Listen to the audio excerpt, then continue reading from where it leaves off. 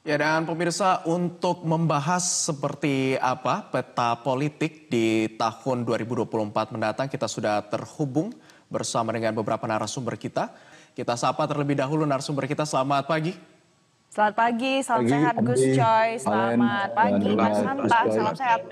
Baik, ya sebelum ke Mas Saiful dan juga Gus Coy, kita mau bertanya ke Bang Hanta atau Mas Hanta Yuda. Mas Hanta, hingga saat ini hasil survei elektabilitas Caimin seberapa besar?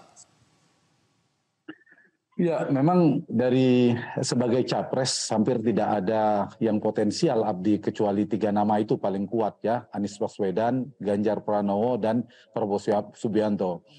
Tetapi untuk cawapres beberapa nama memang cukup potensial dari nama termasuk Caimin ya, meskipun bisa dikatakan level tidak sampai 2 digit karena yang level 2 digit itu ada nama seperti Ridwan Kamil, Erick Thohir, Sandiaga Uno, dan AHY. Tetapi juga karena masih dinamis, masih potensial, karena waktu masih lebih dari 1 tahun, jadi prospek bagi semua kandidat atau bakal cawapres masih memungkinkan untuk tumbuh secara elektoral. Yang menarik, Abdi, saya kira PKB dan Caimin ini yang seksinya PKB-nya. Bukan saya mengatakan Caimin tidak seksi secara politik, tetapi PKB itu relatif karena posisinya suaranya itu mengumpul atau mengantongi di Jawa Timur bersama dengan PD Perjuangan cukup kuat ya PKB.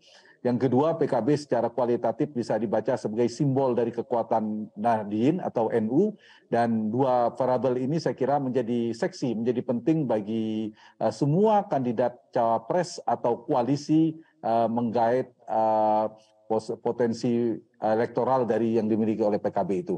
Misalnya kita bicara saja pada Anies Baswedan dan juga Prabowo Subianto.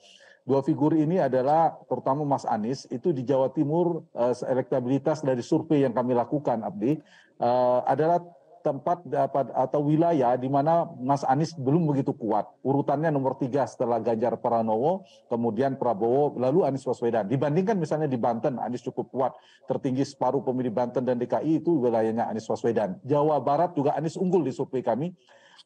Di angka 36%, di Jawa Tengah wajar itu adalah basisnya Ganjar Pranowo. Nah, di Jawa Timur adalah wilayah di mana Anies belum begitu kuat. Yang kedua, dari segmentasi geografis, kalau tadi geografis, yang kedua dari sisi demografi, yaitu NU menjadi variabel penting juga dalam konteks politik elektoral di Indonesia.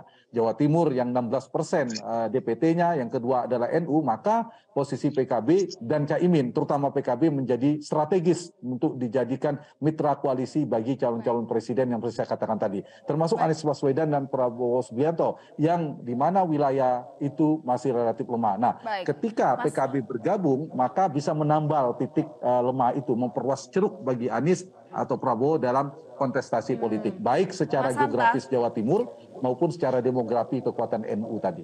Mas Hanta, mengapa Caimin tidak seksi tapi pada saat menawarkan diri harus menjadi cawapres?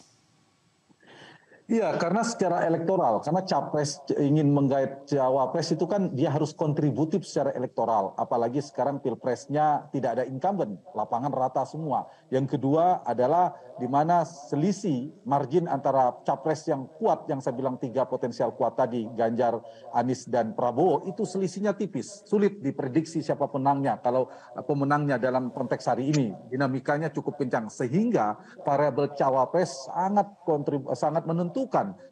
Keliru dalam menentukan cawapres bisa kalah dalam pertarungan politik. Karena itu variabel cawapres tidak bisa seperti Pak SBY mengambil Pak Budiono, kemudian Pak Jokowi mengambil Pak Ma'ruf Amin sebagai pasangan yang lebih leluasa secara politis untuk menentukan opsi-opsi sebagai pendamping. Nah, untuk konteks ini maka pemilihan cawapres menjadi penting. Nah, dari rekaman atau yang kami ukur, Caimin, Pak Gus Imin itu tidak begitu kuat elektabilitasnya sampai hari ini. Meskipun itu potret hari ini ya, ke depan masih dinamis. Nah, ini yang saya kira menjadi PR bagi Pak Muhaimin Iskandar untuk meningkatkan elektabilitasnya. Ditambah lagi Caimin termasuk relatif sebagai bakal calon, bukan orang baru, karena dulu sosialisasinya cukup kencang. Tetapi, Valen, yang menarik adalah langkah kuda kudanya PKB terutama Caimin ini harus dicermati oleh Gus Coy dan kawan-kawan. Dua hal ya. Langkah kuda gini, kita tahu bahwa PKB sudah menjalin komunikasi yang cukup intens dengan KIR, Koalisi Kebangkitan Indonesia Raya ya, dengan Pak Prabowo, dengan Gerindra itu pernah. Kemudian pernah juga bersama-sama membicarakan dengan Mbak Puan dengan PD Perjuangan. Nah, ini penjuru yang ketiga. Jadi 3 penjuru ini. Kemungkinan dengan Anies Baswedan bersama Nasdem. Ini 3 penjuru langkah kuda yang bisa dimainkan oleh Caimin. Bergabungan PKB, baik PKB bergabung dengan Nasdem itu sudah cukup koalisinya. Melampaui 20%. Jadi kalau Anies, Caimin atau Anies dengan siapa, PKB dengan Nasdem bergabung itu sudah cukup koalisinya. Langkah kuda itu yang juga nantinya perlu dianalisis ya Mas Hanta. Mas Hanta, kalau kita lihat tadi pernyataan dari Gus Coy yang tetap optimis kalau ini solid, tidak ada ketidakpastian, itu tidak ada sama sekali. Kalau seandainya nanti Caimin bergabung, apakah ini bisa menjadi sesuatu yang melemahkan atau malah menguatkan? Karena kuncinya adalah cawapres harus mendongkrak suara. Ya, kalau seperti saya katakan di awal tadi, kalau partai secara PKB tentu menguatkan partai ya. Kalau cawapresnya Caimin mungkin perlu dikalkulasi lagi, perlu dianalisa lebih dalam saya kira potensinya. Kalau dari sisi partai misalnya PKB bergabung ya tentu memberikan dampak positif.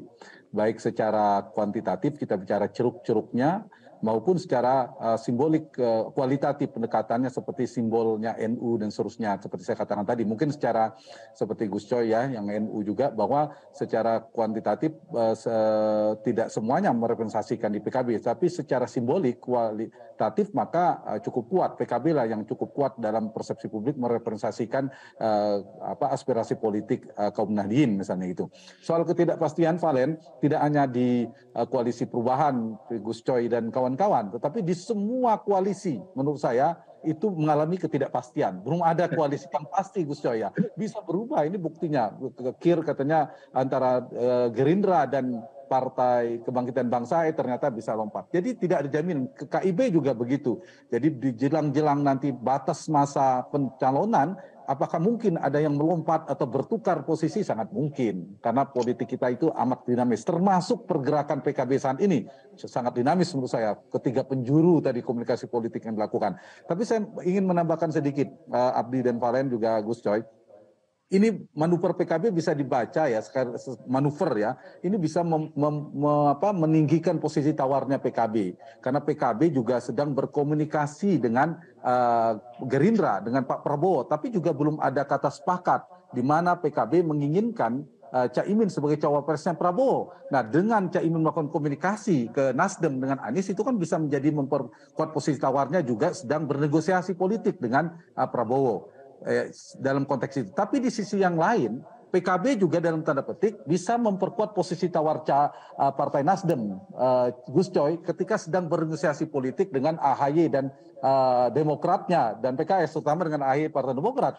Kalau AHY dan Demokrat nggak bisa, misalnya tidak menemukan titik sepakat, kami ada alternatif dengan PKB. Di saat yang sama, PKB dan Caimin dengan kecerdikannya juga bisa mengatakan, oke Pak Prabowo, kami ada alternatif dengan Anies dan Nasdem. Jadi kira-kira komunikasi antara Nasdem dan PKB ini ya dalam titik ini secara jangka pendek ya saling menguntungkan.